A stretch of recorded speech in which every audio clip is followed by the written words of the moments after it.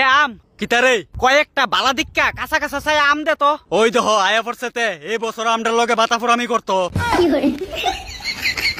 কি সুন্দর করে কয়েকটা আম দে তো, তার 14 গোষ্ঠীর সম্পত্তি যেমন আমটা। কয়েকটা আমের লাগিয়া তুই আমার 14 গোষ্ঠী এটাই না আনতাছ, বালা করতাছ না কিন্তু কামটা। তুই বালা করতাছ নি, আমটা হনো বালা করে গাছ ফাঁকছি না আয়া ফরসত খাইতি। আরে ফাইকা সারলে তো তোরা ফাললি না আমার কোনো কাম হইয়াইতি। পয়লা বৈশাখের ভিতরে আম দিয়া সুক্কা ডাইল রাইন্দা খাওন লাগে বুঝলি। তোর পয়লা বৈশাখের ডাইল খাওয়ানোর লেগে আমটা গাছের তে নেমে আইতাম, তার ফাদিয়া মুতাইলাম বাতাফুরা কয়ে দিলাম।